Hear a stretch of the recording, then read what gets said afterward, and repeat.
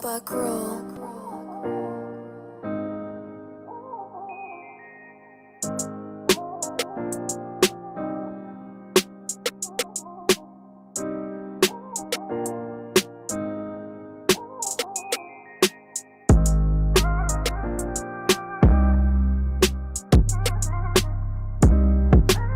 Purchase your track today.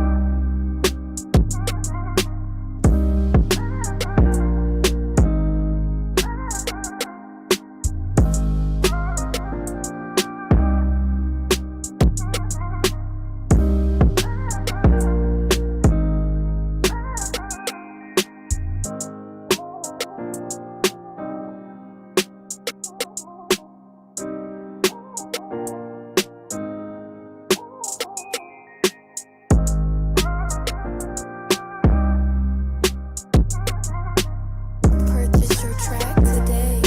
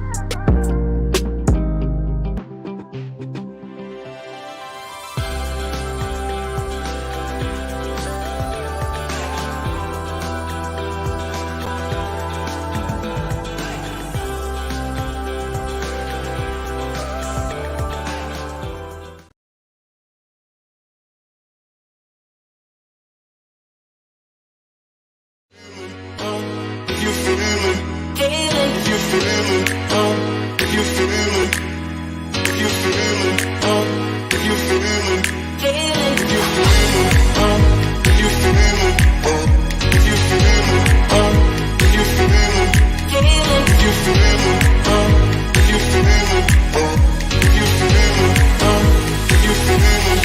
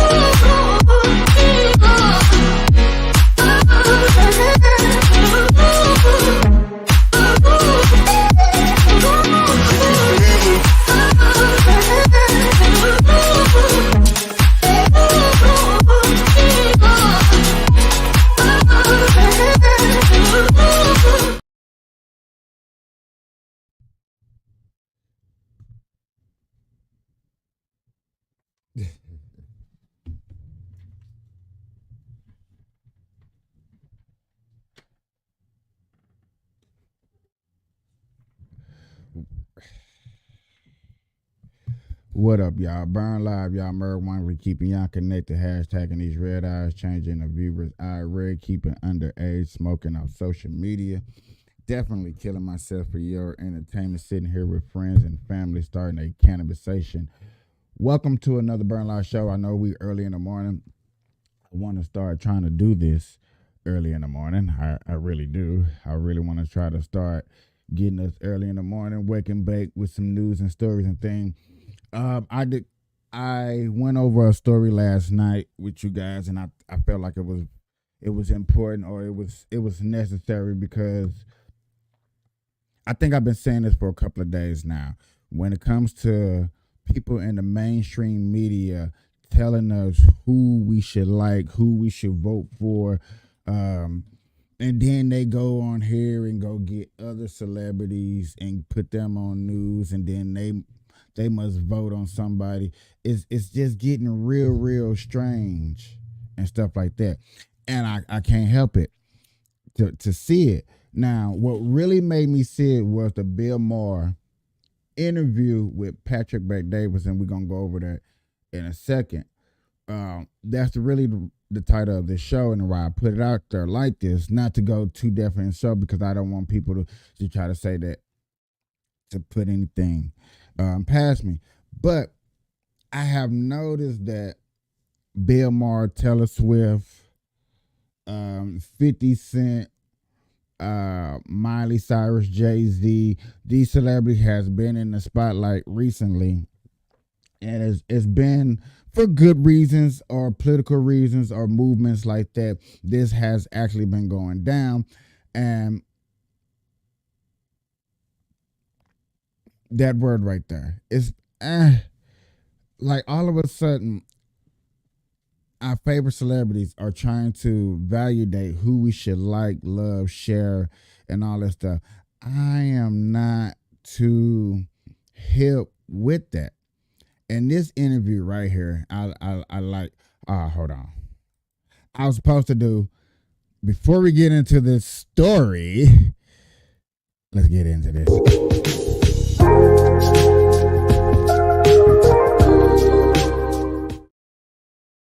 I like that little thing to just start off the show. I don't know why. It's just something a little petty or whatnot. But this interview right here, which is on this side for most of y'all, I wish it was on this side so I can point to be just a lot easier for me to point. But the video's over here. This video, this guy right here puts out a vibe. He puts out a vibe that's uncomfortable to me. I was uncomfortable. I was literally in a chat with my sister. I said this last night. I was in a chat with my sister when I was watching this video. She was like, I'm not watching that stuff. I'm like, do you hear how he is talking, how he described certain aspects of life? And it was totally shocking to me. And I'm finna play a little bit of it, and we're going to go into it. We're going to go in deeper into it today more than I did yesterday. I'm going to take my time. Also, this led up to the Killer Mike incident. For some of us, it's a conspiracy theory. Some of us, it's conspiracy theory. Not a lot of people you're going to see cover it like how I covered it, and two other people that I have known covered it. I don't think you're really going to see the black community covered like this. Now, yes, this all started because of the Killer Mike incident, of him going to jail after winning 3 Grammys. To me, I didn't even know nothing about the Grammys. So it just was a coincidence that the night of the Grammys, I was watching this show instead of watching the Grammys. I was watching this. It's a very hot issue. But, I mean, as an issue, Yeah. Now with the Israeli war going on right now, that brought it back. But it's still not, people still don't really zone in on the Islam of it all in that conflict, the way they did after 9/11. So after 9/11, and I had a book about it that was out, and I got fired for a comment about 9/11. You know, that's when it was like, for that first decade of Bush going into that's when that issue was ascendant. Now, it just hasn't come up a lot, but it could now with the Israeli thing. So when you're out there, people are not stopping you and pissed off at you or your positions you've taken and things you say. It's amazing that even though I realize that millions do not like me or the things I say, first of all, I don't care because millions do. So fuck the ones who don't. There. He started off right here as a big ass kid to me. Credit when credit's due. Understandable. Everybody has haters. You're not genuine tripping off haters because you are a multimillionaire. You got things going for yourself, so nobody's really tripping off you, looking at you in your kiddish ways or how you carry yourself, but they do like your opinion on things when it needs to be validated. That's the point where people take you and look at you. And Patrick Bet-David points it out so wonderful. And he pointed out so wonderful that made me look. I'm not gonna lie to you. I looked at it and I was curious. I was shocked. But the people who don't like you never come up to you. I know they're out there. But I never really even see a dirty look. I just think it's like, you know. I think out here in Hollywood and Washington and New York, the chattering classes, I think people yak about this kind of little bullshit much more than they do in the middle of the country. Because, you know, for me, okay, if somebody maybe on a different political side maybe says a position, I can see them being like, okay, I understand why you would believe that. But for someone like you, when you had the one show with, who was it, Sam Harris and Ben, who was sitting to your right, and that's the main clip that, you know, a lot of people, okay, you know, but that's not right, Ben, you're not right. 75%, 25%, but what are you? Are you the guy that knows everything about Islamic? Sam Harris says, yeah, this is actually what I study, and that whole exchange, right? We've all seen that. But then Salman Rushdie, what happens with that? And, you know, I know you've been friends with them and Very Satanic Verses and the book and what Khomeini did, you know, fatwa and all that stuff. And then nobody like him, Salman Rushdie. In what way? Oh, just such a great guy. You know, just a true intellectual who you can go to the ball game with. You know, it's just funny. Personality. Yes, fun. And open. Yeah. And, you know, he's just, you know, he's the best version of what you think. So the last guy how much are you talking? How much have you been recently talking about Israel, Hamas? Are you talking about that a lot on the show and the podcast or? Now, before we get deep off into some stuff, I want to say this is one reason I was watching Patrick Bet-David before the war breakout because I like his input on things. Patrick Bet-David reminds me of my boss that inspired me to do better when it comes to work. When it comes to finding a problem, also have a solution behind it. Patrick Bet-David reminds me of that. And another thing about Patrick Bet-David, people y'all need to start checking out his show, is he doesn't take bullshit. He calls it out. He may do it in a nice way. He may do it in a rude way, depending on how you present yourself. But he's always going to bring that factor out and show you, like, look, this is bullshit. This is what it is. This interview right here, and like I said, we're not going to go over the whole interview, ladies and gentlemen, but the specifics. And as you see up here in the corner, I got it playing a little bit when my boy is talking about his shirts, and you know what I'm saying? I can't wait till I get to that status, but nowhere near. That's a different story, different time. I'm not the only person that talked about this. I'm not the only person that's seen this interview, knew that it was a very important interview, and then felt some type of way like, really? Now, like I said, we're just talking about the war. And I do like listening to Patrick Bet-David when it comes about the war and his crew, because they are factually looking into it. It's not opinions. It's not how you feel. It's not, oh, you don't know what you're talking about. No, this is a guy who lived over there, who actually go get people that's from over there and bring them to the show and let them express themselves. So I like that aspect. I love it. I love it. I love it. But the questioning is the best part of this interview. No. Have you not ever seen my show? I watch not this one, but I watch your show with HBO a lot. And the clips you couldn't have watched it recently because that's all we've been talking about. That's why I'm asking you the question at the beginning. If I'm watching this stuff that I'm asking at the beginning, you don't get a lot of attention out there when you go out there.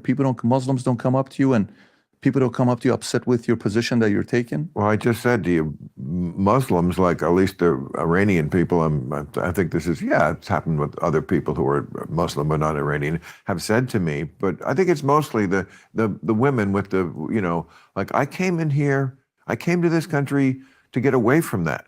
So it's good that someone who's considered a liberal is being clear-eyed about Islam. It's not like other religions, like in the sense that it's more fundamentalist. It's much more where Christianity was 500 years ago, where the Pope was very important and people followed what he said. And, just if you really believe something, it's frightening when that thing that you believe is death is okay. As one of the Israeli generals said about Hamas, you can't scare them because they want to die or they think that's good. Martyrdom is a very hard thing to fight. Are you ever surprised at the number of You don't agree with that? Well, no, listen, we had Check this out. It's Bill Maher's show, the guy that's got the drink in his hand, but Patrick Bet Davis seemed like he's doing an interview. That's one thing that struck a lot of people about this. That did strike a lot of people about this. I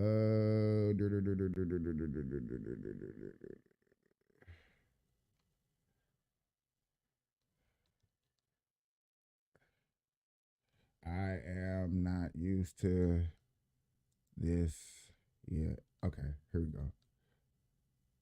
These are the comments. I'm going to go back up there to the top in a minute to finish watching the video. But I heard this is one of the highest comments he have ever received during a show. The highest comments. And I want to I ain't putting nothing down, but you know what I'm saying? It just, like the first one right here, I guess, when Patrick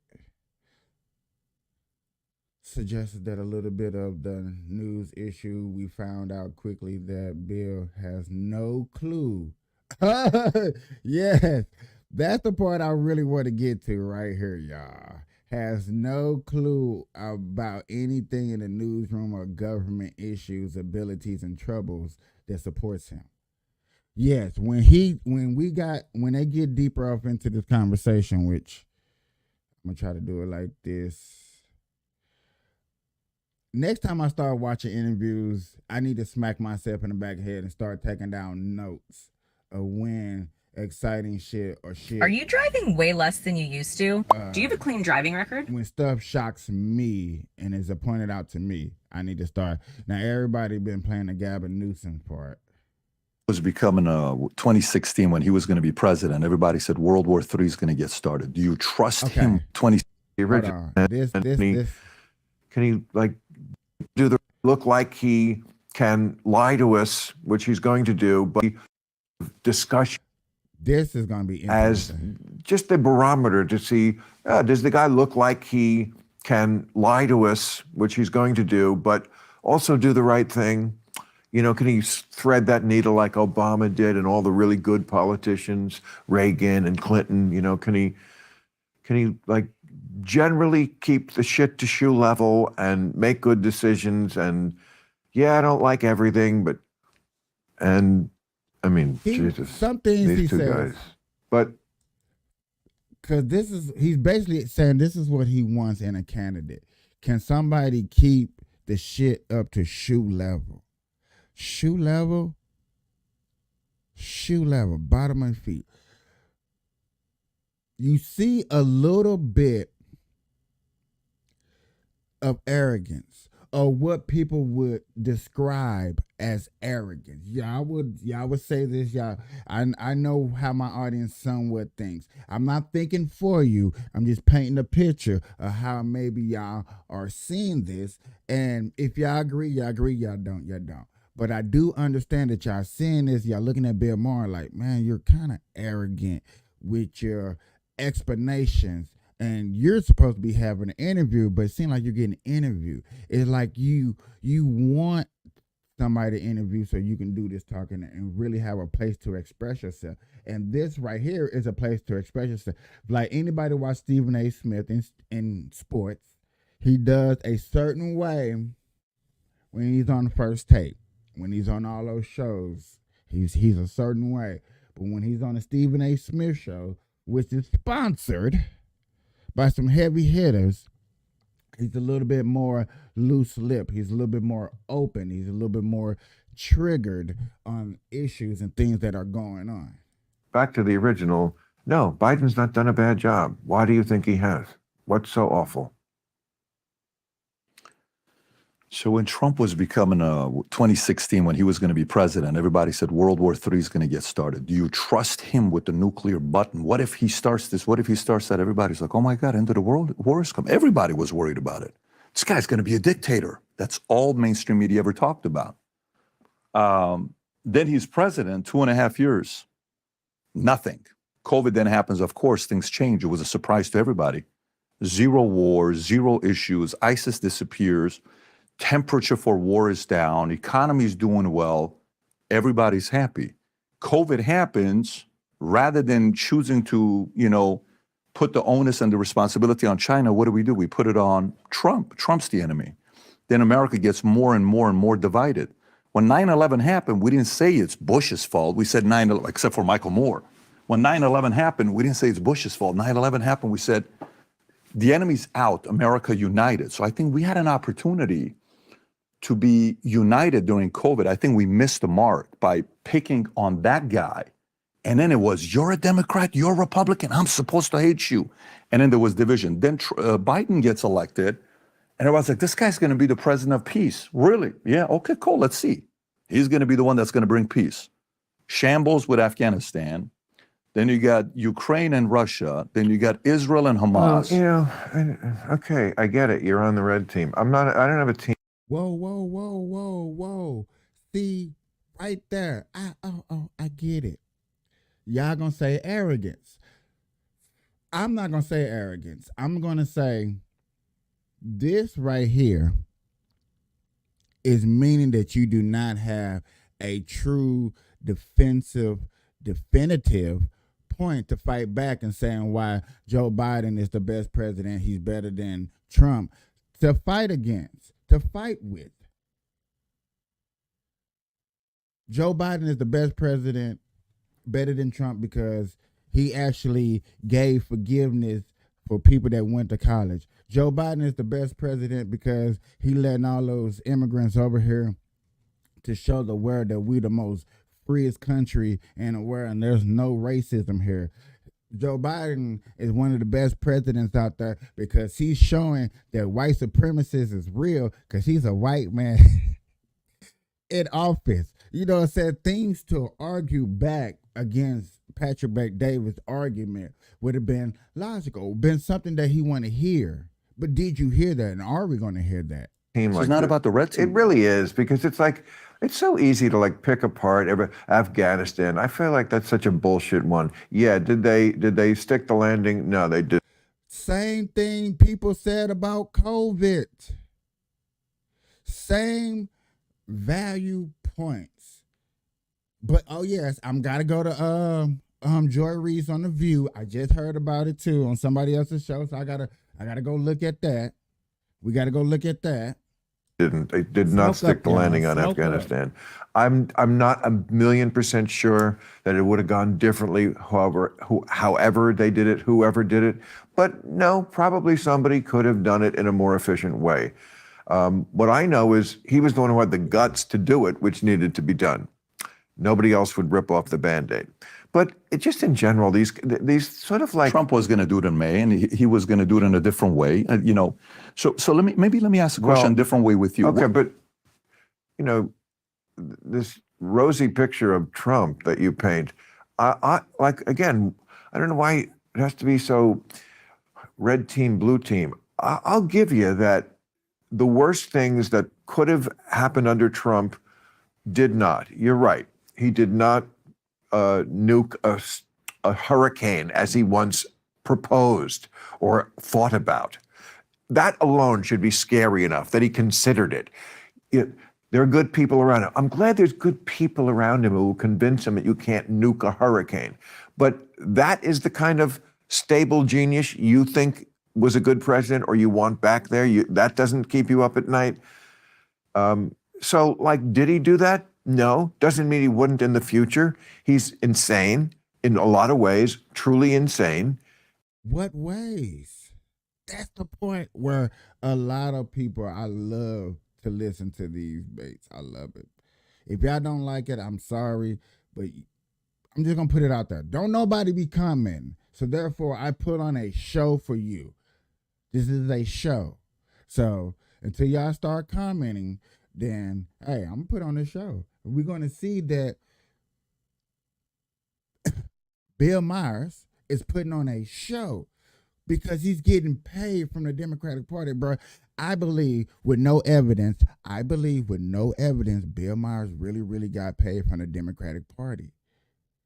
Just because of how it's set up. Bill Myers got this show in the basement, his little thing where he gets plenty of views, plenty of people watching him, make sure it gets shared out enough to where he drills people into making sure they, by the time they leave his show, you know what side of the party or where they voting on.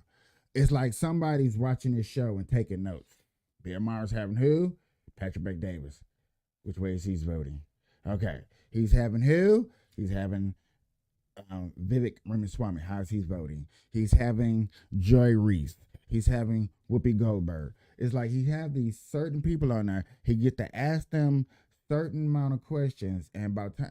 I'm just saying that's how it is. Don't forget he got an HBO show where he do almost the exact same things that he has a cue card. Where they ask him to ask the questions and they have conversations. And yes, he has to give out responsible answers. And yes, the economy, not a hard thing to do if you do that kind of Republican. Yet again, we're not admit economy. I can't admit that he did it. So any idiot could have ran the economy very well as he did if he did it like how he did it, ran it like a business. Is that giving him credit? You know, Is that giving him credit? tax slashing of the richest. It does put a lot of money in society. Of course, they get most of it back. But Biden's the one who had the harder job, which was making sure the economy didn't. Did you see that reaction? Bloody hell, hey, mate. Bloody hell, mate. Did you see that reaction, mate? Let me rewind that for you fuckers. Who had the harder job, which was making sure the economy didn't crash after the pandemic, which I thought it would. I said, how can you spend $6 trillion, more than we spent on World War II, in just a couple of years, and soft landing? I mean, no, you know, I could give you the stats, but it's if Trump was president, you don't think he would be bragging about this economy? You don't think he would be bragging about those numbers? It's interesting. The stock market, the unemployment level, inflation going down. No, I think. Listen, I think. Isn't that all true? I think It's not true. And this is the part. See, this is right here. I want y'all to really look at. Is it true? No, it's not true. Why is this not true? Because Trump is not in office. He cannot brag about something that he ain't doing. So no, there's no verification to say what if. And I like to bring up what ifs too, just like the next person. But you know what? I try not to. I really try not to. I try to stay in a realm of certification of documented things that you can actually go look at. You can call me a conspiracy theorist. You can call me a weirdo. You can call me a freak. You still try to stay in the realm of visuality. Sorry, I had to say that slow. I think. Oh, you're for such a you- politician. You can't just answer the question. No, I actually, I think your voice became so big the last 3 years, and I think you've gotten so many things on that you have a massive Republican and conservative and libertarian listeners. I know. Massive. Because, right, you're right. Why do you think though? Why do you? Before he get into that, before we go further, ladies and gentlemen, I told myself I am going to start taking a little bit more commercial breaks during my show. So we 30 minutes in, take a take a commercial break. Simple Freshly where dark pleasures, dreams do come true. Adult pleasure, dreams come true. This is the QR code for those who think it's a game. Screenshot it, save it, put it in your memory banks for anybody who needs adult dreams come true. They do have everything that you do need. And we finna take a commercial break to show you what they do have. Tabata.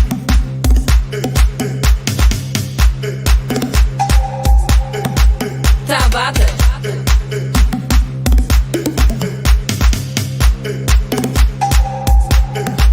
Tabata.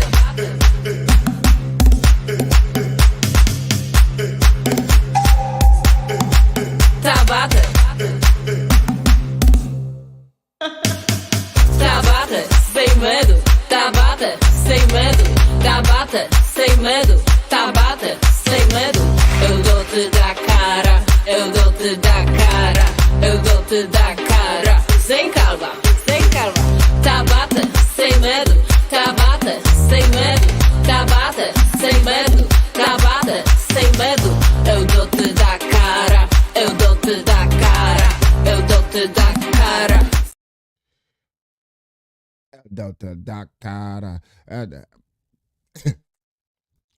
That's the most addicting thing to watch. It really makes me go check out the website. Go get your pleasure on. Have a good day. Leave a comment. Let them know that Burn Live sent you. Have a back to the show.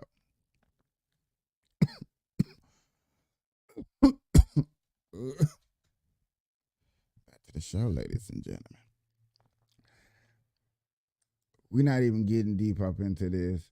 I would probably have to go over this a little bit deeper and crazier for you guys. Just to let you know. Let me let you finish this off before I go What do you further. think that is? Because I call out the left on their bullshit. Which bullshit? The left? No, I know, but what part of the bullshit? I agree. Oh, So, the whole thing you said by the next 20 years, we're all going to be gay. That one thing they did that went by, that was phenomenal, right? You gave out stats. It was data driven, 0.07% well, I traditional, mean, all this stuff. that was a joke at the beginning of it. But then you no, said- no, of course, I understand what you're talking about. It was about the trendiness that there is why you're asking me why they like me. I'll tell you why. Because take an issue like that. There is a sensible answer there that is not what either side is saying, which is that trans is, of course, a real thing. Some people are just born and they feel like not like the body they have, put it that way. And that's a real thing. And they should be allowed to enjoy a great life with no judgment and support and sometimes actual surgery, if that's your choice. I'm a libertarian. Do what you want with your body, as long as it doesn't hurt somebody else. And there's an element now that is also trendy. Both things are true. But of course, if you say that, you don't have a team. And I don't want either one of those fucking teams. That's No, why but by the way, so libertarian. but that's the truth. It's somewhat trendy. yeah. Kids are just doing it sometimes because the grossest thing to be would be anything hetero or cis. I think it's weird. I think it's very weird. So Cis. that's one. So you brought that up, and that got a lot of parents, left, right, middle, doesn't matter where you are, who have kids. They're like, look, I just want my kids to be. I'm not trying to celebrate and force my kids and say, thank God I got a gay kid. I'm so happy. If the kid is gay, he's gay. Not the celebrating the fact that he is gay. Let me help you become even more gay than you are. It's a little I weird. mean, I've seen Since- gay people hung from cranes in Iran. yeah, I lived there 10 years. I'm saying, I know the biggest comedian. They killed him. They cut his dangle and God put it in his mouth. is that right? Yeah, in Germany at a hotel. But so then let me go back to They cut his dick off and put it in his mouth. That's such a mob thing to do. That isn't. You know who did that? The same people a lot of these guys support with Hamas and the Iran funded the, militias that's being created. They did that to that comedian. There's a lot of vicious thing that happened during that. That's why, if you not knowing anything about that and you want a little bit more information, go check out Patrick Bet-David's show. Free sponsor. You know what I'm saying? Anyway, not you know what I'm saying? I'm just keeping it real. If you want good information, live information, check his things out. You want to know stuff about that. Now, he will point you into some people that are deeper that go into that. If you don't care, you don't care. This is supposed to be just for smoking educational purposes only. I kind of like how that sounded. Almost. We're going to work on that. But I want to stay on this topic with you. I'm curious because I think you were one of the most necessary voices the last 3 years. And I said this in a video earlier. Well, we talk about it on the podcast all the time. I put you in the camp of you, Rogan. It's like 10 names that I put up. Super necessary because you're not supposed to have the positions that you have. Then you said you sat with Seth MacFarlane, phenomenal conversation, the one that you had. I watched that one. Then he had Jimmy Kimmel on. I love the fact that he came on the podcast. I applaud him that he came on, and he actually sounded reasonable when you guys were talking. And the COVID vaccine position you took, and you said you took one for the camp, you took one for the team, right? Took one for the team. Right. So you took one. So you didn't want to take it for the team. I mean, but- that's being a little more charitable than I deserve. I did take one for the team, but I also did it for myself because if I hadn't have done it, I just could not have lived my life. They wouldn't have let me within 20 feet of the building that I You work. think that's okay? No, I don't. Yeah, but that's the position. No, I don't. I resent it Yeah. to this day. But I also, again, believe in some level of compromise. And that was mine. Club Random is brought to you by the Audio Marketing Gurus. All right, y'all. I want to take y'all to this other story. I do believe that we should come back to that a little bit later on. But for copyrights and everybody trying to get $1 and $1, and I'm doing this for free, and I'm not trying to get sued for doing something for free, which to me would be redonkulous. I want to go on to this other story of Joy Reese with her little soundbite and explain some things to us about how she thinks who can win and what can win and what beautiful Joe Biden has done for this wonderful country. So Acorn is So, I don't know if y'all know what had happened at first, but she had a sound bite. Basically, she was going live and she said that Joe Biden's gonna start another effing war, so she had to go on, guess where, y'all? The View. So she went to The View to try to explain herself, and I don't know exactly where that part at, but this part right here, where she gives out an explanation of some things that beautiful Joe Biden has done besides touch on little kids and give half our money to a war that we seem to be losing at, you know what I'm saying? But, you know, Joe Biden's the best, whatever. I want y'all to hear this out. I just want y'all to hear this out. System, either candidate virtually has a 50-50 chance at winning. I don't want to ask you to look in your crystal ball too much, but NBC's got some very scary polling out that has Donald Trump winning by double digits on some of the issues that matter most to voters. Do you think there's a chance Donald Trump could win again? And what does Biden need to do that he's not to beat him? Anyone can win if people vote for them. So yes, he has absolutely a chance to win. And as you said, every candidate starts out with a good 45%, and then it's a matter of the rest. The challenge for President Biden is that on the facts, the economy is far better now than it was under Donald Trump, who failed in his one job, react to a crisis. As president, you're a crisis manager. He was hit with one big crisis, the pandemic, and flubbed it so thoroughly, we were at 14% unemployment. Yet people, I hear people died because and 1 million people died. Not even some people, 1 million people died because of him. And yet you have people saying, I had more money, I was rich under Trump. Not true, not possible. And the fact that he overcame his own objection to the stimmy, signed a bill Democrats passed to give you a stimmy, then took credit for the stimmy by putting a letter in the thing when you got the stimmy that said, you're welcome, Donald Trump, even though he was against the stimmy. And now you got people in the street saying, well, Trump gave me a stimmy. No, he didn't. Nancy Pelosi gave you a stimmy. You need to thank her. And he's taking credit for things he didn't do. And the best economy, I hear him saying things like, people say things like, he did the most for HBCUs. Wrong, Obama. Wrong. He released the most prisoners from prison. Wrong, Obama. He released the fewest prisoners than any president literally since Lyndon Johnson. Did he finish the wall? Did not build a wall, which is why there's barbed wire at the border, because it's water. You can't build a wall over water. It's a whole Rio Grande. You can't build a wall over that. So he can't build a wall. None of it was true. Yet people, they had this mismemory of the Trump era as this great era. It was the opposite. Now, Joy, I want to ask you, because we, as people that wear microphones every day, we can relate to this. But last week you had a hot mic moment that got some attention. Let's just say you used some colorful language. Who doesn't? Not me. I'm a Christian. But yeah, but it seems like you were criticizing President Biden for starting another war. I don't think you're alone in concerns of that, but is that true? Like, what was behind this? Well, I'm going to hit that with a cute no comment. No, but what I'm going to say is, I am a person that I'm a study war no more kind of Christian. I'm a red letter Christian. I don't believe in war, whether it is the governor of Texas literally trying to start another civil war over an issue that his party could solve tomorrow. There's literally a bill that they just could pass, right, and do the border security issue. Or whether it's in the Middle East. I was deeply against the Iraq War. I'm an anti-war person. And so, you know, I don't want to say that there's any side that is specifically to blame here. But I think I think for most Americans, we're war weary. I think we're all weary of conflict.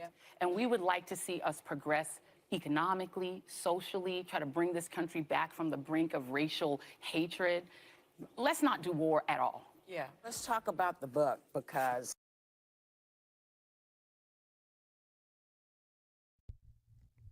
Interesting, right? So I took from that a couple of things. For one, you don't want to answer why you believe that the best president of all time is going to get us into a third world war or civil war or another war with another country and stuff like that. And we all fear it, we all scared, and we all kind of think about that in the back of our minds. What is crazy is, and this is a typical American person, we do not wake up worried about a war happening over here in America. That's one major thing we don't worry about. I guarantee people worry about just trying to wake up and make money. Nobody, and I do mean nobody, wakes up worrying about how they gonna make money and do what they have to do. Nobody worries about that. Nobody trips off that. But do anybody ever think there could be a president out there that could take us that far? Is there a type of president out there that can take us that far? That's a logical question. It's not an easy question to answer. Right now, due to what everything's going on, everybody has their comments. Everybody has what they would say. And hey, it is what it is. You know what I'm saying? I'm not a person to sit up here and say, take it how it is. You should think about this. You should think about that. No. I'm just saying, do you think there's a president out there that can actually have war touch American soil? Is there a typical day coming? Yeah, is there a typical day coming where a president in office says something, does something wrong, and yet again on soil it's going down, it's crack-a-lack? Or is a president in office, just while he's in office, don't know what's happening, not listening to his people, not listening to the FBI, the CIA when they say, hey man, it sound like there's going to be attack on American soil? Do you think they'll let one slip past them? It's possible. I'm not trying to say Trump would do it. I'm not trying to say Biden is doing it. I'm not trying to say Nikki Haley will do it or or anybody in office. You know what I'm saying? That's not nothing even to be playing with. And I bet you somebody saying that over and over and keep saying it 100 million times would probably get flagged. You know what I'm saying? But that is a possibility. That is something to think about. And it's probably good that we're probably one of the few countries that don't have to worry about going through a situation like that or even thinking about something like that.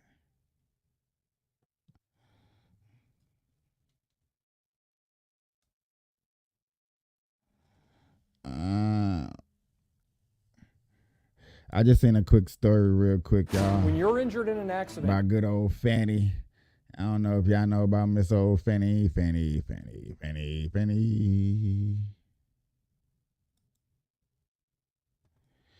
Willis in Atlanta that's trying to shut down Trump. She's having a hard time. Hard time.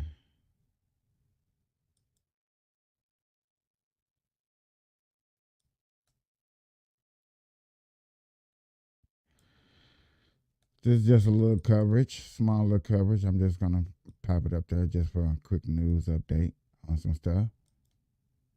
I'm kind of worried about her. Looks like she might lose her position, her prosecution, her law case. I don't know. Jim Jordan, give us 30 seconds on Fannie Willis. Well, we just subpoenaed her for documents and communications because she got $14.6 million of federal tax money, and there's a whistleblower down there that says they were misusing that money. So we want to know, and this is all in addition to the almost $700,000 she paid Nathan Wade for 26 months of work, the guy who was going to the White House, going to the January 6th committee, going to the Justice Department, looking for ways to prosecute President Trump. So she's got a lot of explaining to do, and we subpoenaed documents just last Friday. All right, we'll leave it there. So it's worth noting. Woo! Thank you, sir. Come on, man. Like, this is what I'm starting to really notice for us potheads out here, dog. And we just everybody just sitting out here chilling and having a good time and mad and pissed off. We need to be really, really mad and pissed off about what we're getting taxed over. We really need to be mad and pissed off about what we're getting taxed over. It's becoming a real, true issue. Okay, ladies and gentlemen, I'm not trying to sit up here and scare nobody, but this is becoming a real issue when it's all starting to get put out there. We all starting to, because think about this, before COVID, we wouldn't have cared. We would have been caring about Miley Cyrus winning or something, whose boyfriend's cheating on what girlfriend cheating on what boyfriend. I'm also appreciating that we also getting to see that the marijuana industry is growing, but we also got to be careful for the cartel people who's putting up fronts, who's making us look bad. There are people out there advocating, ladies and gentlemen, for my pothead communities, before we get deep. There are people out there advocating for me and you to not have dispensaries, for dispensaries not to be growing because there's too many, because people are putting up fraud dispensaries. And also, it's been documented, I've been said, I did it on this show, it's been documented that some of these states, when you do get hit for having a fake dispensary, there's no consequences because there's none made up. They was not expecting this. That's how I'm gonna say it. Or if they was expecting this, and they was like, look here, everybody got a loophole, so here's their loophole. So we might as well say that me, you, and a couple of my peoples, we need to get up on the phone, we need to get up on a Zoom call, put our money together, and start a dispensary. And if it don't make it, oh well, as long as we make some type of money that is off top. But it's also been documented, ladies and gentlemen, for those that are in the game, it's one of the most riskiest business. You don't have too many banks. You got to be friends. You got to watch over your back. Come on, dog. People are getting robbed for just going to the banks. I did a report yesterday. Texas is going fucking down. It's going down in Texas. It's probably going down in Chicago. It's going down in these liberal states where crime is high, where you can't do something, where dispensaries are going to pop up, where most people are going to go, where some people once upon a time used to feel safe and wanted to go out there and smoke some weed. Now, this is something we don't hear too much and you don't see too many people talking about and discussing and going over and wondering why these things are a problem. Why are they a problem? And people that making money, like, I don't care, I'm making money. That's always what you're gonna hear. I don't care, I'm making money. Move. The more greedy you are, the more money you make, the more problems and issues you have to go through. That is true. That is what you do. That is how it works. Should it work like that? I don't think so. But that's just how it is. So now that we know that there's loopholes, y'all just heard me stutter. We might as well what, y'all? Go try to get this. We might as well try to invest, try to go get, try to make it do what it do.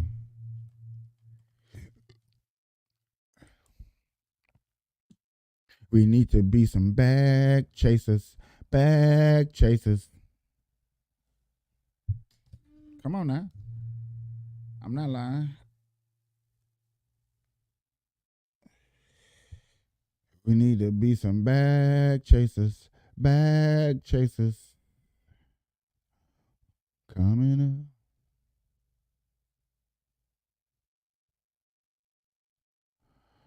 Okay, I got a little story for y'all. Look, I should have been putting up my little banner, y'all. I should have did one of these. I gotta make a bunch of banners. I'm trying to learn how to put my little logos up here for this, but understanding I'm probably not gonna be using this too much. I don't know what's going on, y'all. I just love doing these shows. I put up these shows and I try to go get these information. I try to go get these stories. If you're paying that acquires a little money making. Oh, I got a little personal story.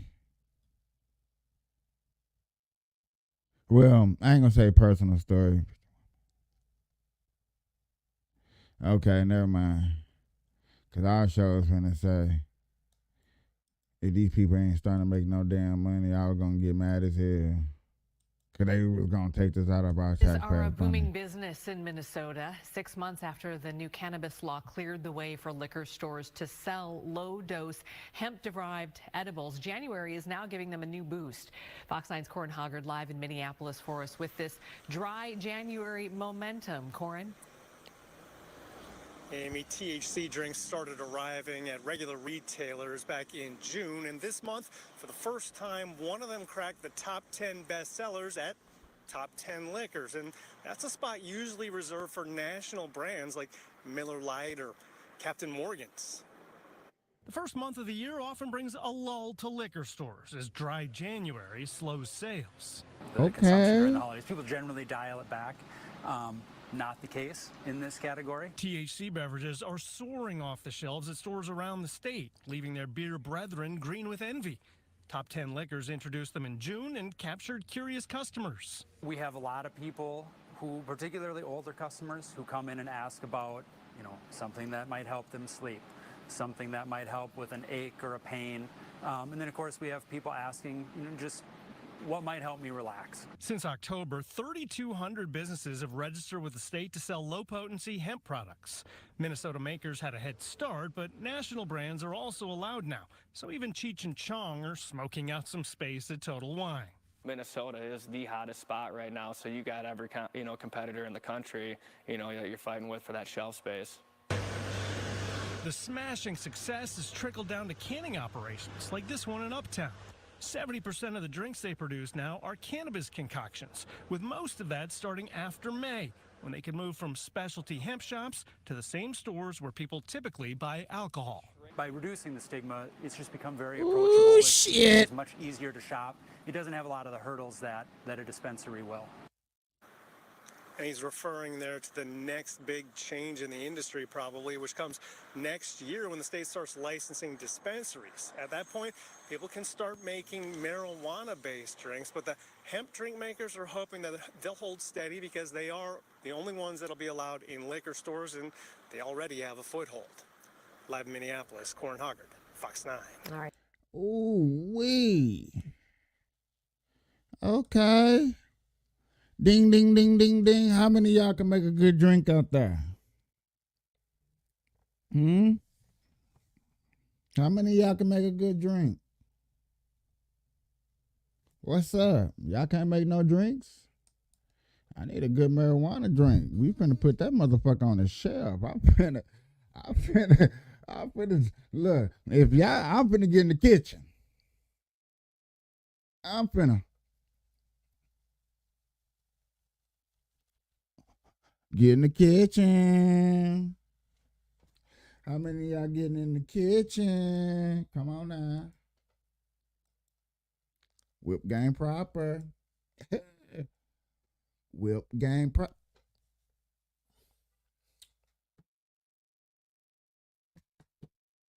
You want a good taste, no aftertaste with potency.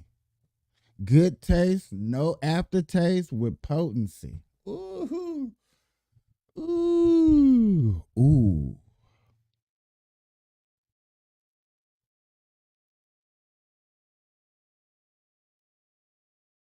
I already know what I want to do. Oh, see, I know what type of person I am. No bullshit. I just thought about it. Y'all watch this show enough. Y'all see what type of person I am. If you watch this show enough, you should almost like, yeah, I know what type of energy. Ooh, I done said it. I done gave it up. Thanks, Corin. I done gave it up. Oh yeah, I'm trying to put myself on a shelf. Hell yeah. Yes, sir. Make me some delicious drinks. I appreciate my Rumble crew. I appreciate y'all. I love y'all to death. I love y'all to death. I love y'all to death. X, I love y'all to death to do. Y'all been holding it down. I almost got a little teary-eyed. I just appreciate it because I've been doing this for a long time. And I still do it on YouTube. I still do it on Facebook. But it just seemed like ever since I got into telling the news and getting a little bit political and going in another direction that is not the typical what you see, I haven't been, you know what I'm saying? It's like my fan base either been blocked or whatever. I don't know. You know what I'm saying? And I'm going to keep doing this for free. It's not like I'm out here asking for anything, but it's just knowing that once upon a time that everybody was rocking with you and we was doing this. I was doing the same thing. You can go back and go back to some old videos. I've been doing this for a while. To really have to sit up here and say like, damn, it is about that time to where I'm gonna have to shut it down on Bookface. Cause that's what I used to call. I'm gonna have to shut it down on there and give a little bit more full dedication to the Rumble and to the X word, because that's really where my audience at, and that's really where freedom of speech and doing a story which you believe in and creating a community that's dedicated to what y'all see things is where it's at. And I feel like YouTube is maybe not where YouTube is slowly growing. You know what I'm saying? It's always the dedication of my black people. And I appreciate that part too. Appreciate my black people that they just do it just to dedicate. But I want to do they actually come in here and watch. And I know the answer. You know what I'm saying? This is not like I'm like, man, like, hey, I know they don't. I know once they see some of the content and how I perform and things that I talk about, they not trying to hear that. I know they not. There's not too many people that are potheads that really agree the way I agree. And I'm really saying potheads. I'm really saying my marijuana community. I'm really going deep and dive into that because these are type of platforms that I have built. You know what I'm saying? I smoke weed. Got weed right here. You know what I'm saying? We smoke, we chill, we enjoy. I enjoy doing these videos. I fire up, we take dabs, you know.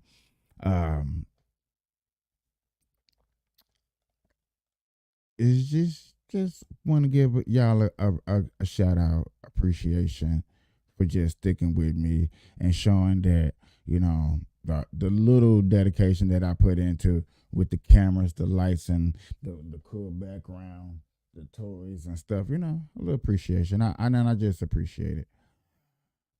Oh my God.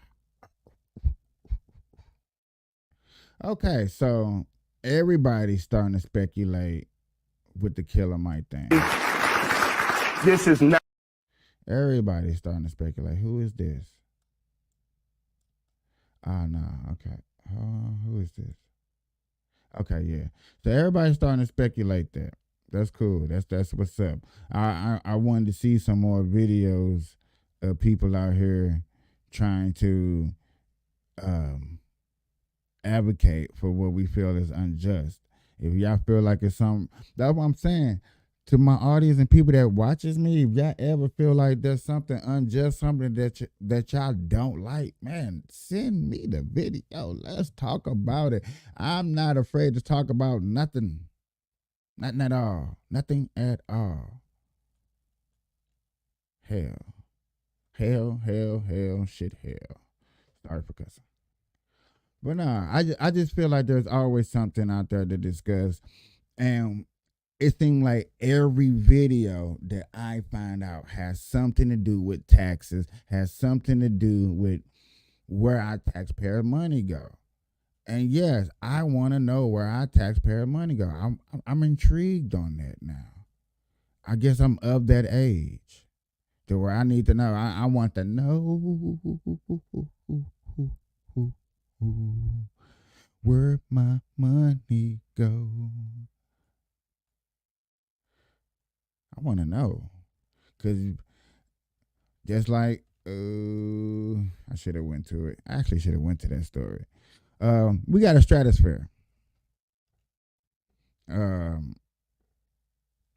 This is big circle thing in the first quarter. It was losing out on money. People wasn't really going to it. It wasn't a real big name. They really didn't have too many shows that was hanging out there. And I was a little scared and skeptical. I was like, man, if it's doing all that, if it's looking that bad, shit, hell, shit. We're going to be paying extra more taxes, try to pay off a building, you know what I'm saying, that we shouldn't have to pay off for, you know what I'm saying? But then that's why they raised the taxes on the rooms and stuff. And I watched this one dude, and I understand, like, Las Vegas is not what it used to be back in the 90s, back in the early 2000s, back in the 80s. You know what I'm saying? This is not a place to come and have it all and put on the best show. Now, that ain't me naturally saying that because I think that's what it is, but when you have people going out here personally that's behind the scenes, that put out videos, that have these stats, ouch. You kind of hit the ouch button when you see some of this stuff. And I don't know how y'all weigh in on it, how y'all look at it, and how y'all want to see it, but it's really not feasible for y'all to really come out here at certain times. And it's really crazy. Like Super Bowl right now. This is the highest ticket ever Super Bowl of all time. We had it in SoFi. SoFi costed more than it did Vegas. Understandable. But the tickets here were so high. I wonder if this game is going to be sold out. I wonder if you have a couple of $100 around halftime, could you go get some tickets to the Super Bowl because the game is not going to be sold out? Because these tickets are so high. I wonder, I ain't even got my phone with me. The closer it gets to the Super Bowl, is the price going to drop? Because that's what it seems to happen out here in Las Vegas when it comes to prices and things that happen. Formula 51 race, for an example. Formula 50 race, it was $1,000 to go to that race. By the time the race day, tickets was down to $500, $200. Oh, yeah. People said it had a great experience. Some people didn't. A good 15 people are suing. A business is suing. A gas station lost so much money.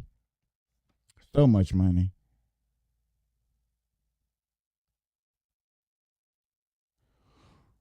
Ladies and gentlemen, I hate Trump because of people like you. From the CIA for me. We got to talk about this. I got to hear this. I got to hear this. This is my type of debate show. I gotta fire up a blunt to all of this. What's up? How does this go? It's only 8 minutes long, so it's not going long. Oh, we had an hour, so we ran at take a commercial break. Be right back. They hate when you elevate, elevate, elevate. They hate when you elevate, elevate, elevate. Yeah. They hate when you elevate, elevate, elevate. They hate when you elevate. Yeah. I had to elevate. I'm way up, way too fly. Yeah, I'm feeling myself. Ain't no chance I'm coming down. No, got a soul view to myself. Yeah. Why would I give it up? Why do they wanna come take my place? I work too hard for it. Don't need a replacement. This my vocation. Now I got rollies all in rotation. Hop on the jet just to take a vacation. Remember the moments was trapped in the basement. Now the hard work is all taking me places. Water on bed like we trapped in the matrix. Bet on myself and go ball out in Vegas. Living a life like I'm rich and I'm famous. Don't see the grind that I know that it came with. I ain't make it this far for myself. I had to prove to everybody else. I had to set them straight. I had to boss, so I had to renovate. I know they hate when you elevate. The second of losses, I'm handing them out. Yeah, I had to go delegate. It feel like I'm floating, I'm lost in the moment. I swear I could levitate. They never believed that I would really fly. I had to go demonstrate. I had to set them straight.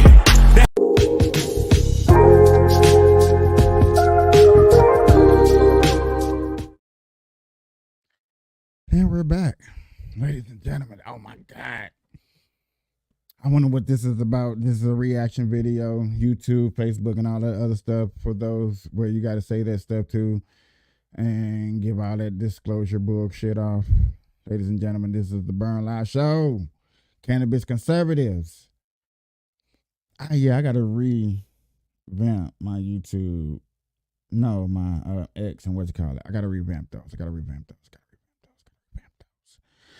revamp those. Yeah. Let's get into this, ladies and gentlemen. Let's go. You want to know why I hate him? Yeah, I'm still curious to hear it. People like you seem to like him. Are you out of your mind? Are you? Do you know people like me? I like people like me escape the bullshit of people like you that bought into the games being played against guys like him. I think you're what makes this country great, and I can't figure out why someone as smart as you. Do you want me to explain to you why? It's not. But wait a minute. You make it seem like this is a Trump podcast. No, it's not. But like I don't understand. Forgive me. Yeah. The way I look at him is binary. I can't look at him and see good things. I can look at Obama and see good things. I can look at Biden and see good things. I can look at Bill Clinton and see good things. Then you're better than I am. It's not about being better than you are, buddy. It's not about that. I love America. And I don't look at people from the standpoint. I've sit down with mobsters, gangsters. I've sit down with, communists. I love talking to communists because it's a great conversation for me. I don't sit there and say, I hate this guy. See, the challenge with your side, because you sound like a broken record right now, as if it's CNN or MSNBC. Do you know what happened to their ratings when the world found out they were full of shit with Russia? Go look at their ratings. Go look at their ratings the week after the world found out this entire dossier was funded by a lady named Hillary Clinton. What happened to the ratings afterwards? You know why? Because Americans were sitting there saying, we believed you. Schiff, we believed you guys. Cuomo, we believed you. Lamont, we believed you. Cooper, we believed you, and you fooled us. And now Brian Williams, who's a guy that interviewed you, says what? I'm done with this. I'm worried because of what's going on to America today. And he's stepping away. So for me, when it comes down to guys that come out and say things like that about Trump and Russia, oh my gosh, like tell me one president. First of all, let's put the truth out there. Has this been a guy that his entire life has been a master troll and a bully? Yeah. Yes, I don't disagree. Has this been a guy that came from the streets of New York where negotiations are all hardcore and you got to go against other guys that are also hardcore because New York's DNA is like you are? This is what I like. Is that how New York is? Yes. This is New York's DNA. America's not Matt Zeller. No. America's not Chris Christie. No. America's not Hillary Clinton nor Trump. America's not Cuomo. America is more Tyler. America is more just a regular person that loves his country, right? Right. Okay. And then you come out and you say Russia, Russia, Russia, Russia, Russia. When this guy was president, let me tell you what policies I like. I go policies. If you want to talk emotion, personality, you can hate that guy's personality. You can sit there and say, this guy knows the hell out of me. I know people that hate Obama. Every Obama interview I've ever watched, whether it's with Leno, whether it's with whoever, I've never seen an interview where I didn't like hearing him speak. I would say, I'd love to watch a game with this guy. Doesn't mean I agree with his policies. So the emotions I pull out and I say, okay, let's look at policies. When this guy took office, he was the first guy that was not afraid of facing off China. First guy. That said, you want to do this? Tariff. You want to do this? Tariff. You want to do this? Tariff. Look where we are today. These barrels that we were getting from China that was $2,500 a pop, now it's what? Containers. $40,000 a container. You think he would let them charge $40,000 today? Hell to the no. But Biden says what? End of message. End of message. What end of message? You're giving a speech on the guy that passed away. End of message. Trump stood up against China. Trump was willing to sit down with these guys, negotiate. Trump did Palestine and Israel. Like that's ridiculous to be able to do what he did 25 years. Economy was doing good for whites, blacks, Asians, Hispanics, women, everybody. But media hated this guy. Why? Because he called that bullshit.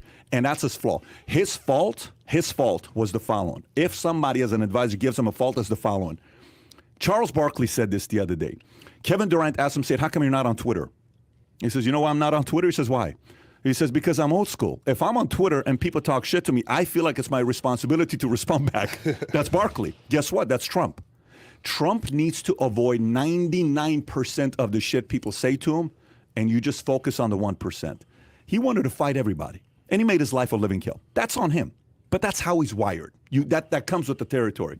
But to say the guy's a Russian asset, Matt, I mean, you can say you disagree with his policies.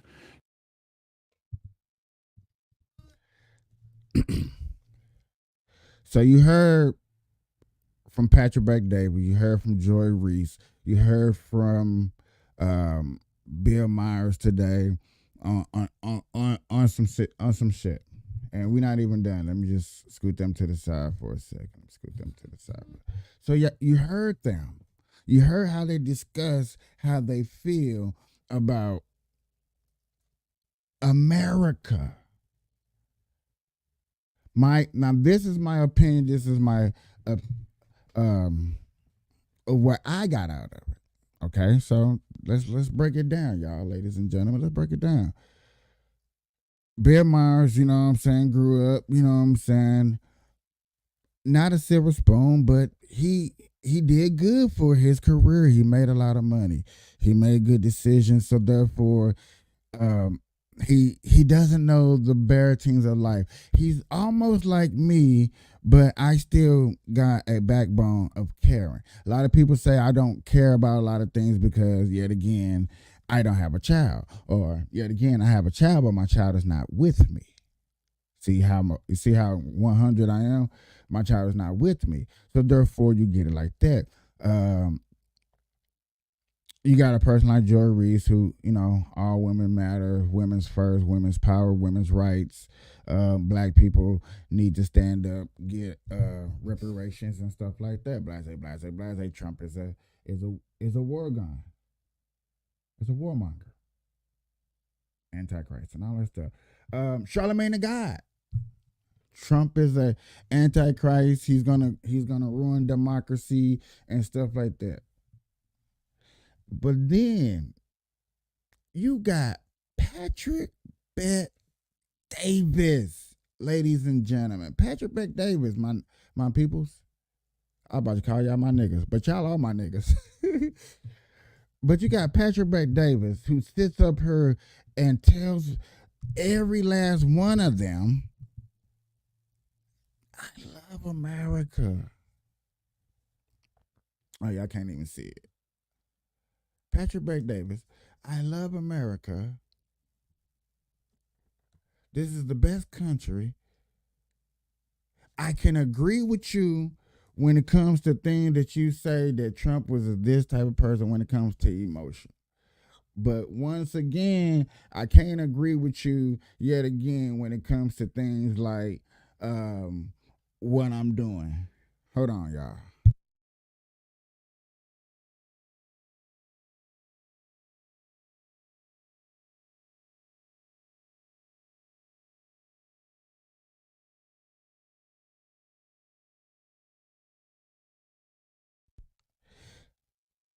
That loves America. That's where I was at. And wants to believe in a man and his policies. This man did something good for America. And the people that you seen like Joy Reese and them, they ain't going on this show. I wish Charlamagne God would go on Patrick Davis' show. People are wanting to see that. You know people want to see that. In the black community. In the black community, yes. They want to see that. I want to see that. But yet again, Patrick Bet-Davis and a person like me. Now look at me. Me.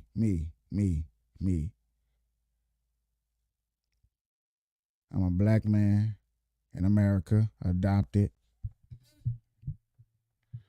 able to, from the Midwest, St. Louis, moved out to Nevada, smoking, because of smoking purposes, Trump supporter. And I'm able to sit on here and talk to y'all and discuss and bring value points. If not value points, let me know. Value points or value videos. Ooh. Value videos to spread a point that I believe in. And this is why I believe this candidate is good for this country. That's why when I argue with a lot of people out and about and we're going back, I was like, watch my show. My show, I bring out value video to prove a point. I don't want to bring bullshit to the table. No, I don't. Now, anybody say that I brought bullshit to the table or I brought a conspiracy, something that was far-fetched, that wasn't validated, that you couldn't go back and research or do your own research on, then yeah, hit me up, comment or spread the news. Tell people don't watch me because I'm fake. You know what I'm saying? I'm just a Trump supporter and all I show is Trump rallies and everything that's good. No, I want to hear from both sides. I want to hear the argument. Now, not gonna lie to y'all. Some of the best arguments that came against Trump came on the Patrick Bet-Davis show. Some of the best arguments. I heard three major good arguments for 2.5 hours, 2 hours that was against Trump that made me was like, holy shit, I damn near agree with you. Especially, I can't even think of her name. I'm so sorry. But what she was talking about on the Patrick Bet-Davis show, on my mama, I was definitely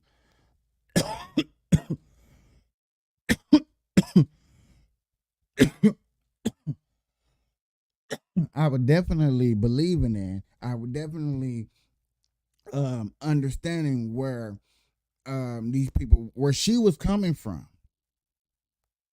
She was on the campaign with Trump. See, this is how good I remember. I'm sorry I can't remember her name, but she was on the campaign with Trump. She vows of how you can build the wall right now and you can do it right now and it could be done and stuff like that. Sort of how Joe Biden is getting put on front, like how you could have saw the baller and now you go up to the media. Oh man, give me a bill. I know everybody's seen it. Everybody's seen it. where he asked for the bill. Shit, just I've been asking them to give me that border crisis, and vice president who's been on that job, who didn't do nothing, who just like, come on. And y'all should expect that from a female, and I'm sorry for disrespecting any female out there, but you gotta expect that from a female, a mother, a lady who's like, oh, you know what I'm saying, come on, you know what I'm saying, we can feed you.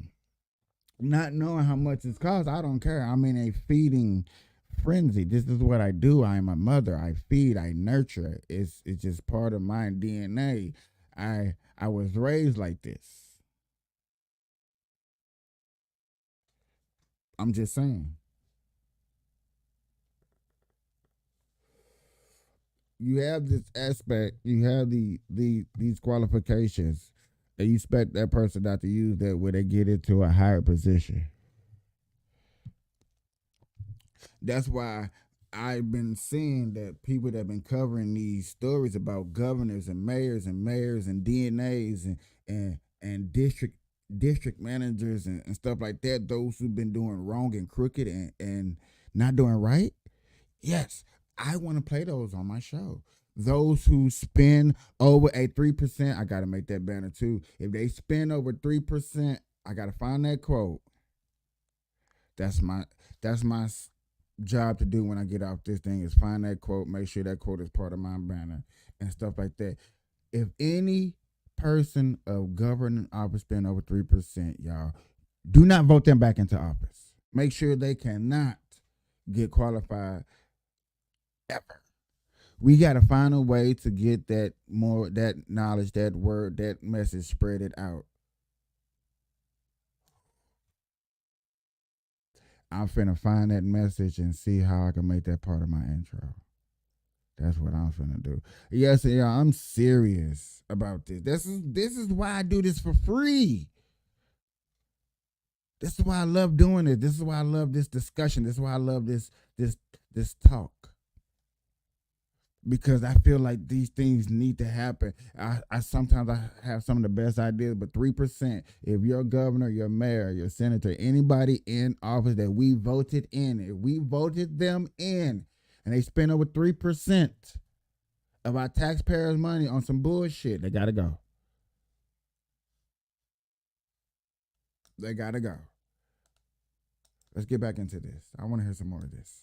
You can say, Stormy Daniels, McDougal. You can say, grab him by this with the Bush story. You can say McCain, which was an absolute, to me, what the hell are you doing going after somebody POW? This guy served the military. You don't have the right to call out another military person. How come all these generals you don't get along with? What happened with Mattis? I get Milley. I get some of these guys. But what happened with some of these other guys? Of course, all of that stuff, fully agree. I totally get it. But to sit there and just put it all blanket. Hillary Clinton just came out and said the following. She said, I don't know if you guys read this or not. Mm-hmm. Hillary Clinton warns 2024 presidential election could be the end of democracy. National Review. Hillary Clinton warned that former President Trump is poised to run for election 2024 and said that if he wins, American democracy will suffer irreparable damages. If I were a betting person right now, I'd say Trump's going to run again. I think that would be the end of our democracy. Not to be point about it, but I want people to understand that this could be a make it or break it point. If you are someone of his ilk were once again to be elected president, especially if he had a Congress that would be doing his bidding, you would not recognize our country. For many outside observers, it looks as though Trump is gearing up to launch a campaign for 2024. 90% chance this guy's running. You know it, I know it. He's going to be running. But I agree with what she said, by the way. I think it is, if he wins, it'll be the end of our democracy. We are not a functioning, by the way, we're not a functioning democracy right now. No, people said if Obama gets elected, communism's here. But we're not a functioning democracy anymore on a federal level. We're not. Okay. We absolutely are not. Unpack that. Okay, so how to begin? You have one political party, again, that is a cult of personality. Okay, they do whatever Donald Trump wants. There's no party platform anymore, right? There's just whatever Trump wants. And I know that you keep saying he's not a Russian asset. Do you understand what the box of tissue is for? Come on, the box of tissue. Cry me a river. We had 4 years of bullshit with Joe Biden. We had 4 years of bullshit with Joe Biden, and we didn't complain. We just pointed out what happened. We just pointed out the facts. You didn't hear nobody bitch. You see Black Lives Matter didn't ride the streets. Come on, man. Y'all hype up something that ain't even true. And this is why y'all get thrown at. This is why people look at me like I'm crazy. Okay. But why did the Republican Party change the platform at the Republican Party convention in 2016 when it came to Ukraine once he took the nomination? Why was it that was changed? Why did he try to pull us out of NATO? I'm sorry, you had everything. The one thing that you never said to me that explained is his Russian policy. After all the investigations, show one proof he's a Russian asset instead of just making accusations. Show the proof. For example, if somebody says Biden, daddy, the big guy, $10 million, there is proof. Okay. The New York Times story when it was blocked by Twitter. Look at how much that's money. proof. Look at how much money he gets through Deutsche Bank. Who do you think funds Deutsche Bank? What I'm trying to tell you is show me after the last 3.5 years, you think what kind of investigation could they have done on him? He's such a shitty businessman. He can't even get lended to by anybody else other than the one bank that the Russians specifically fund. I'm sorry. We don't care about his business. How did he run the country? Come on. Stop it. You're saying he's a shitty businessman. Absolutely. He's a shitty businessman. He's a horribly shitty businessman. You're losing credibility on that side. buddy. Really? This guy's a bad businessman? How many of his casinos went bankrupt? How many contractors did he never pay? He's losing his hotel in Washington, D.C. right now. How do you think business works? Really? How do you think business works? He had daddy's money. You know, they figured out that if he had taken the loan his father gave him in the 70s and he had simply just invested in an index fund, he'd be worth $25 billion today. That's how I know he's a shitty businessman. He couldn't even keep up with the market. Yeah. So that just to me bleeds envy and frustration. It's not and envy anger. and frustration. You're upset. No, he's a silver. It's totally fine if you're upset with the guy. No, what I'm upset is what he's done to my country. What he did to your country in 4 years. Yes. He poured jet fuel on a fire. You're the president of the United States. You're supposed to unite us. Who's the last divide us. Who's the last unifier we had in America? That's a great question. I've been thinking that for a long time. I've been really trying to ask myself who would be the last, and it probably is Reagan. You'd think maybe because we think about when it's the last landslide election. 84. I think Bill was able to get both sides to Bill and Newt Gingrich, the contract with America. Fantastic. You take Monica Lewinsky out. Take that out. That's fair. Okay, maybe. I say Bill and Reagan. So if you enjoyed this little short segment from the podcast that we did, here's another short segment to watch. Or if you want to see the entire podcast, click over here. Take care, everybody. What's up with this? In Atlanta, I just clicked we over knew here. that everything. I gotta click over here because I gotta see what this is, dog. I need more. Yeah, I'm just getting a photo. Cool. The Spanish did a census. Live today with Matt Zeller, who, if you're not familiar with Matt Zeller, I think, 3-4 months ago, where you went viral all over the place, Afghanistan. I think Brian Williams had you on. Marched against No Blood for Oil in college, and now Dick Cheney and the Cheneys are Team Biden, and now everybody on the left in America is a war hawk. How times have changed in 20 years blows my mind. But in your estimation, and your passion about this, and first of all, thank you so much for your service, and I'm glad a guy like you's on our side.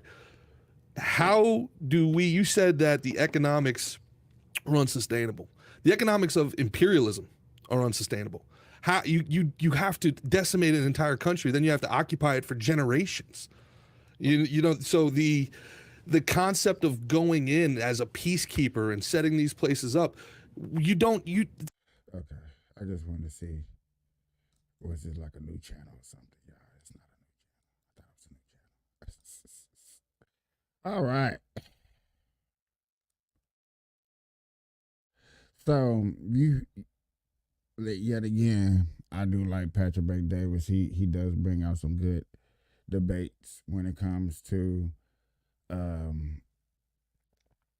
discussion, when he discusses things with people. He brings out facts. He brings up articles, things that Actually, he said, makes it better for me to deep dive into things that are going on, things that are going on around us, and for me to cover stories. It sees how people get pointed in a good angle.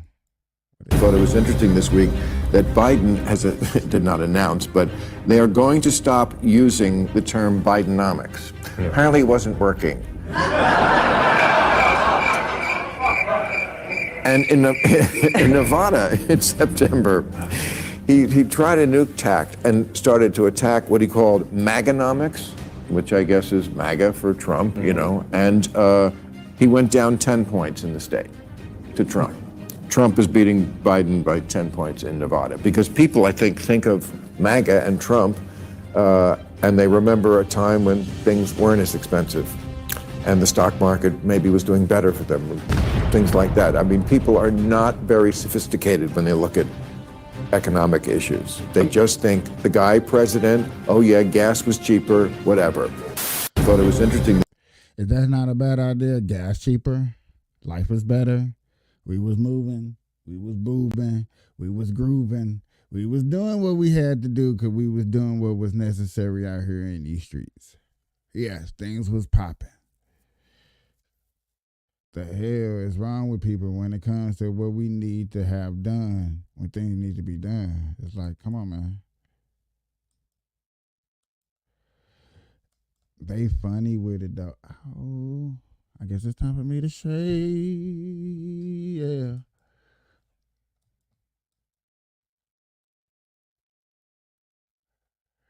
I seen a good argument, but I probably went past it or clicked too many times on other discussions that I felt was born bigger. Ooh, the whole world is taking notice. Man, Joe Biden is in trouble, ladies and gentlemen. I'm just going to say Joe Biden is in trouble, ladies and gentlemen, with things taking to the airway when people got platforms. I'm starting to see, yes, I am starting to see these Republican platforms come out as beautiful. To see all my black people who's waking up to the bullshit. This is a Tempur-Pedic mattress. I took a pause because I seen some remarks. I seen some numbers. They was going down.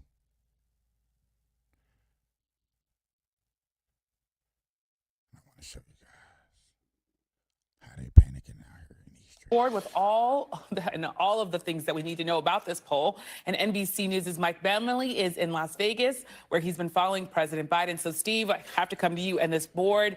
It's pretty brutal when you look at this poll. So tell us a little bit about these numbers.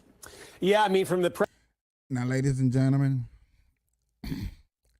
I know there are the Harsh twins out where I knew they was out here. I didn't know for sure, but they out here. So give big credits up there because they got a huge platform.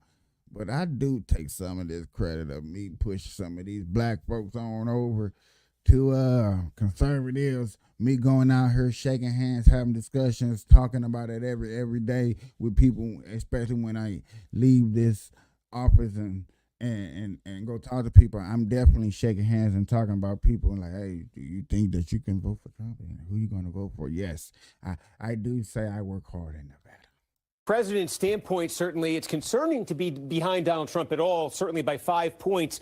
That's the largest lead Trump's ever had over Biden in our polling. And I think what's more concerning from Biden's standpoint would probably be the overall trajectory of this. And I'm talking over the course of years, because we started polling Biden-Trump matchups back in October of 2019. Our very first poll back then had Biden ahead of Trump by 9 points. And you could see all the way, 12 polls in the 2020 election cycle that we took, Biden led in every single one of them. It never got closer than 6. The lead we tracked as high as 14 for Joe Biden. Of course, Biden ended up winning the popular vote by about 4.5 points. That was 2019. That was 2020. Now, this is our 4th poll this cycle. Starting, last June, we had Biden ahead by 4. That already was closer than any poll from 2020. And then from there, it went to a tie in the fall. It went to a slight Trump lead in November. And now, as you say, a Trump lead of 5 points. So not only is the entire political and polling atmosphere very different from what we saw in 2019 and 2020, even within that, there's a trend here that's developing in our poll. Do he really sound like he's that concerned? Like he's like, oh my God, did you see this? It's blue. Now it's red. Where the news is getting worse for Biden, from a 4-point lead to a 5-point deficit now over the matter of 9 months or so. The approval rating has a lot to do with that. You mentioned 37%, the lowest we've ever recorded Biden at in our poll, the lowest any president's clocked in at since the end days of the George W. Bush administration back in 07 and 08. And then there's this. This is previous incumbents seeking re-election like Biden is now. Where were they in our poll at this same point, at the start of their re-election year? And you could see a big difference. George W. Bush, 54% approval. He won re-election in 04. Barack Obama, 49, won re-election. Trump was at 46 at the start of 2020, lost re-election. And here's Biden, 9 points under where Trump was. The only 2 incumbents seeking re-election who have a number this low or even lower.